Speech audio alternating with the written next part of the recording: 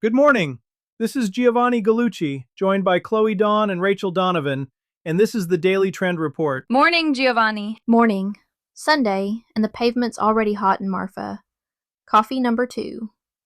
Today, the PepsiCo CEO putting fiber on the map, the parks losing their reservation systems heading into a record summer, and Meta quietly retiring the viral post.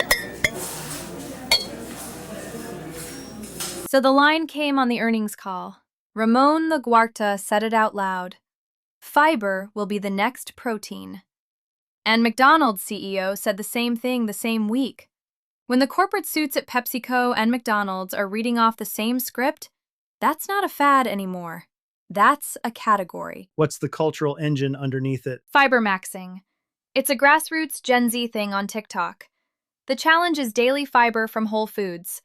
Chia, berries, lentils, oats, often framed as a 30 plants a week challenge. And underneath that, you've got two structural forces.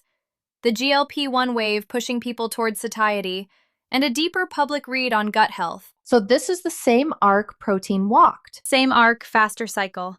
Prebiotic soda is up about 28% year over year. PepsiCo paid $1.95 billion for Poppy. Coke launched Simply Pop. Jarritos has a prebiotic line out called Sana Sana. When the giants are all in the water, the indie window for an authentic credibility claim is closing. Push back on the dumb version of this for me. The dumb version is, we'll add 3 grams of inulin and slap a fiber claim on the can. That works for about a quarter. Then the lawsuits arrive. Olipop and Poppy are both in class actions over the gap between marketing and actual fiber dose. So the bar moved.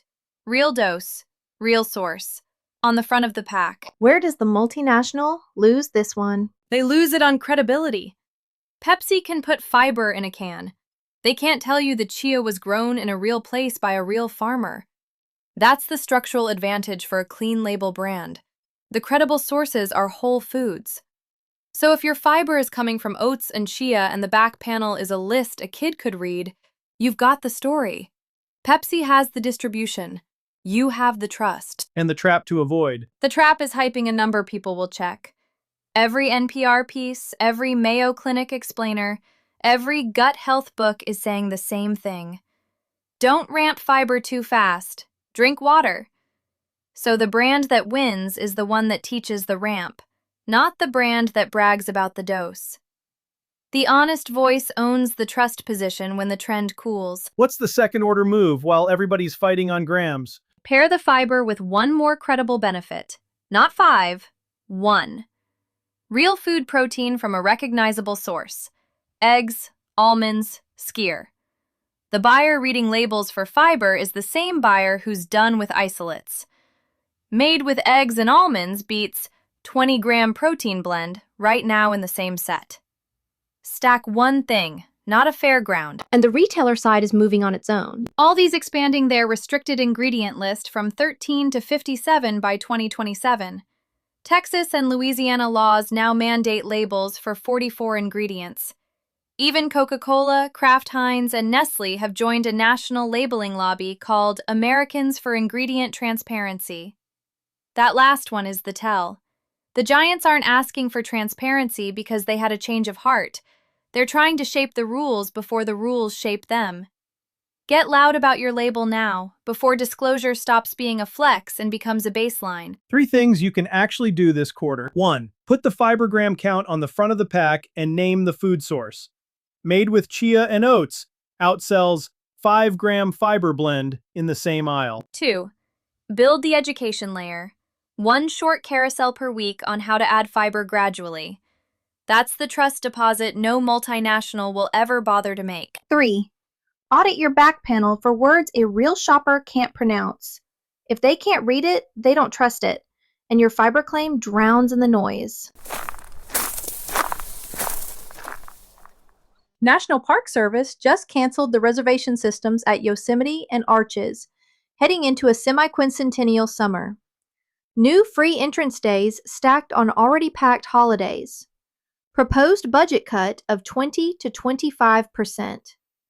They handled 323 million visits last year, and they're bracing for more. So this summer is going to be a mess at the marquee parks. 3-hour gate lines, full trailhead lots by 7 a.m., crowded overlooks where the whole point was solitude. The Park Service is asking people to come early, leave late, and have a plan B in their back pocket. The trade press is already routing readers to Black Canyon of the Gunnison and Crater Lake. So what's the brand mistake going to be? Most outdoor brands will run the same Yosemite hero shot they ran last year and wonder why it didn't land. That's the mistake. The story this summer is not the famous park. It's the crush and the way out of it. And the longer arc underneath this one matters more than the line at the gate. It does. Late April, a bipartisan group of senators introduced the Public Lands Integrity Act, written specifically to block the kind of budget reconciliation backdoor that nearly authorized the sale of 1 to 3 million acres of federal land in 2025. The Bureau of Economic Analysis put the recreation economy at $1.3 trillion in March, 5.2 million jobs, 1 in 5 tied directly to federal land access. You can't sell a tent to somebody who has nowhere to pitch it. That's the whole game. The product and the place are the same business, so a brand can take a real position here without touching partisan rails. Talk about access. Talk about the recreation economy. Don't talk about politicians. Nobody, on any side, is against the idea that Americans should be able to use the land their tax dollars maintain. So the move is the quiet alternative. The move is the workaround. Be the brand that already told your customer about the National Forest 40 minutes away with no gate and no crowd. Point them at BLM land, state parks, lesser-known monuments. Sell competence, not scenery. The customer who's about to sit in a 3-hour line is going to remember which brand warned them. And there's a gear story stacked on top of the access story. There is. Thinner staffing means your customer is more on their own than they used to be. So the content brief leans into self-reliance. Navigation. Water. A first aid kit somebody'll actually open. A stock vehicle setup that lets a family sleep where the lots haven't filled. The maxed rig fantasy is the worst possible content this summer. The honest content is the Tacoma in the driveway, the kit that fits inside, the trailhead nobody else knows. Where's the line between brand safe and partisan on this one? The line is simple. Name the place, name the access. Don't name the politician. The recreation economy numbers are not partisan. The picture of a kid on a public land trail is not partisan. Stay there. Anybody from any side respects a brand that shows up for the land. The minute you wade into who voted which way, you lose half your customer base for no upside. 3 moves before we move on. 1. Build a content series this summer called Go Here Instead.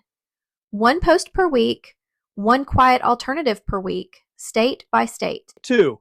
Make access part of your brand story, not a one-time post. When you feature a customer's trip, name the place and connect it to the bigger point. These places exist because they're public. 3. Position around the calendar. The free entrance days will be the worst days. Tell people that plainly. Tuesday in September beats the 4th of July, and the brand that says so has its customers back. Meta shipped series on June 2. It's a feature that lets a creator bundle reels into a numbered, bingeable hub on the profile. Save it, resume it, like a season. Most marketers filed it under product news.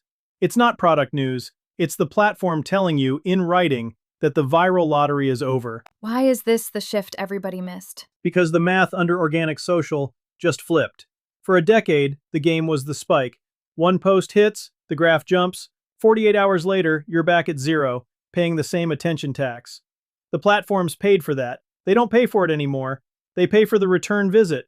And a series is built for the return visit. So the audience asked for shows. 57% of consumers in Sprout's Pulse survey said they want brands to prioritize original content series this year. The audience asked for shows.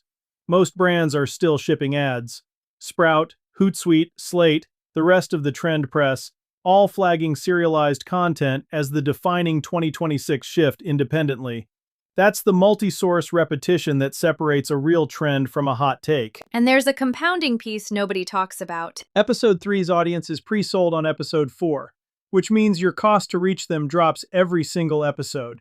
Meanwhile, your competitor is still paying full freight for cold strangers. A viral post buys you reach you don't own. A series buys you a habit you do. Where do enterprise brands keep getting this wrong? They're funding six-figure hero videos with a 72-hour shelf life.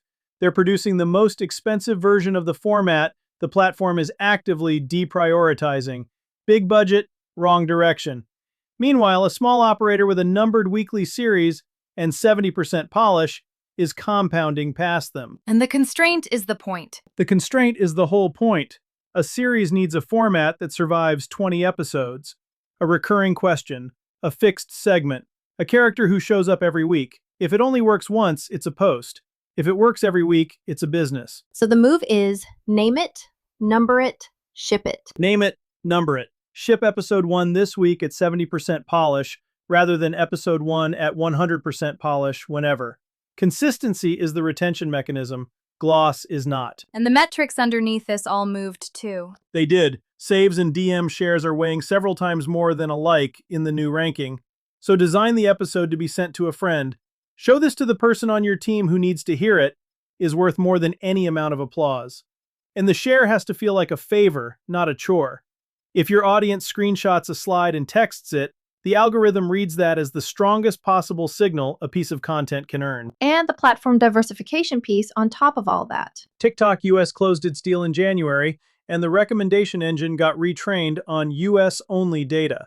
Nobody outside that building knows exactly how reach got reshaped. So a single platform brand is taking a risk it didn't used to. Run your show on at least 2 short-form surfaces. Don't lower the bar on either. Same show, same standard, more doors. Here's what to actually do with all of that. 1. Pick one repeatable premise you can hold for a year, not a quarter. The format is fixed, the content is fresh, and the algorithm starts recognizing the pattern. 2. Number every episode. Field Notes 1. Field Notes 2. Anonymity is the enemy of the return visit. The number is your appointment. 3. Run the same show on at least 2 short-form platforms, so no single algorithm reset can sink you. Same show, same standard, more doors.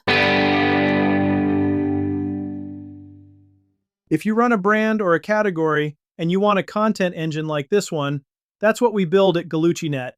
Short-form video, carousels, long-form articles, the whole stack, in the voice of the person who actually runs the company. Not a content calendar, a show your audience comes back for. If you're sitting on a category and you can't find the time to build the engine yourself, send me a note, gallucci.net or DM at gallucci.net on Instagram or LinkedIn. Talk tomorrow.